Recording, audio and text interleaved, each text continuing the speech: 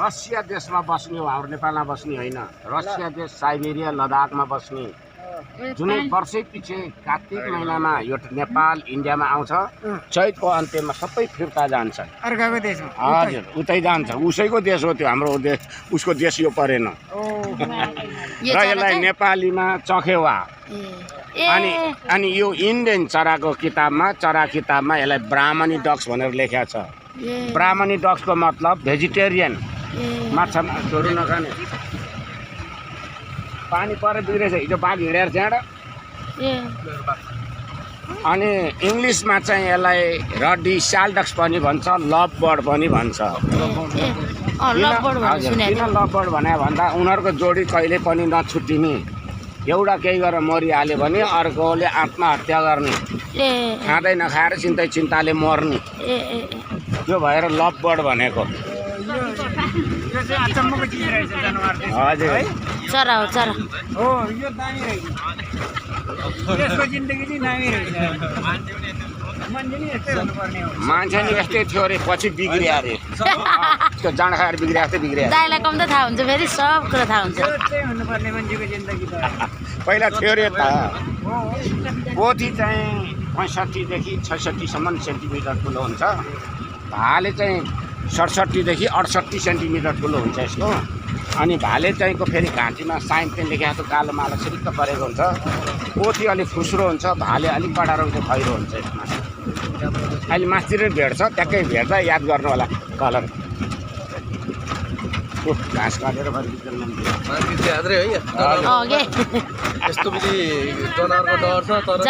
अनि यही मान्छे पुग्यानिर खाएको त नि बाघले मान्छे यसपालि भदौमा घाँस काट्न आउँदा यसपालि खाएको त्यही हो। त्यो राणा मगर भन्ने बुढा मान्छे 65 वर्षको बुढालाई।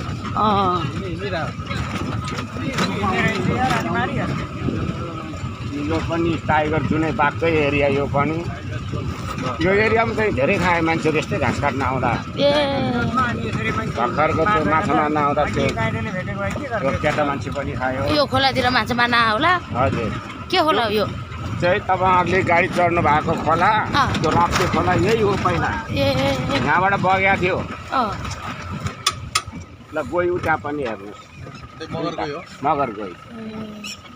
खोला यहीँबाट बगेको थियो। फोहोर चाहिँ ठुलो बाढी गयो नि, ठुलो बाढी गयो। त्यो बाढीबाट चाहिँ अनि यो हुटिट्याउ चरा गिद्ध होइन, यो चिल हो।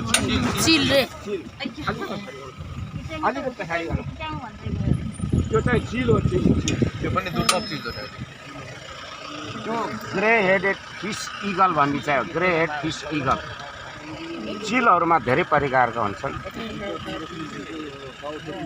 अनि यो चाहिँ यो यहाँ चराउने कराउँदै गयो नि, करा चरा यो हुटिट्याउ चरा चाहिँ यो पानी पर्ला मेघ बिग्रेको बेलामा आकाश खस्न लाग्यो, अब छेक्छु भनेर उता परेर बस्छ अरे। त्यो त चिल होइन नि, काठमाडौँको फोरम भएको त।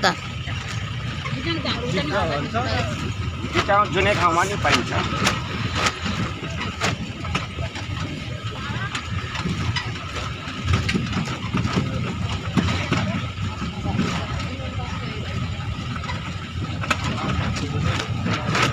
त्यो रातो रातो के भएर त्यो भएर राप्ती खोला, त्यसको नाम रापती खोला यहीँबाट बगेको थियो पहिला। पोहोरको जेठ के अरे पोहोरको त्यो के अरे असोजमा ठुलो बाढी गयो नेपालमा। त्यो बेला यो जङ्गलभरि जम्मै डुबाएको थियो, खोला पस्याएको थियो। त्यो बाढी पछि पानीको त्यो हरियो जङ्गल उताबाट गयो, यहाँ छोड्यो। त्यसो भएर अनि त्यो पानीको त्यो रातो देखाएर चाहिँ पानीको उम्रिया घाँस हो। त्यो मुसा पाइला जस्तो गर्ने घाँस हो त्यो। मुसा पाइले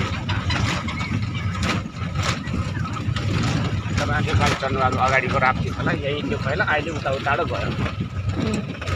त्यो राप्ती खोला हेटौँडा हुँदै आएको चरायो। यो शान्त शान्त बस पोथी चरायो।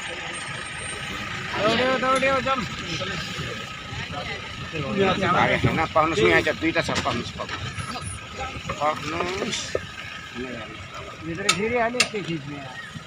दुईवटा छ।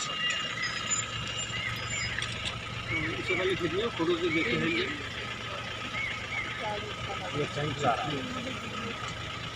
पोथी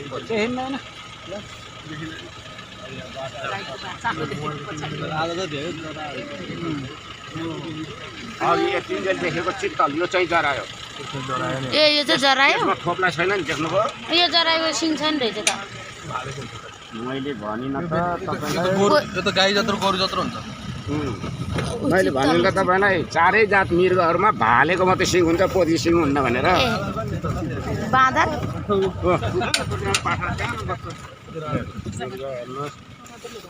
बच्चा हेर्नु न त्यो सानो बच्चा बाख्राको त्यो बाख्रा पनि त एक थरीमा सिङ हुँदैन नि मुडुले भन्ने बाख्रा हुँदैन सिङ नभएको हुँदै हुन्न ल भन्नु त कति सानो बच्चा ओए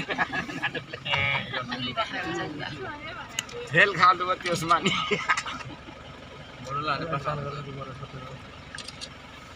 एक थरी त्यो बाख्रामा सिङ हुँदैन भाले भए नि हुँदैन पोथी भए पनि हुँदैन ल भयो बाख्रा बाख्री चाहिँ भएन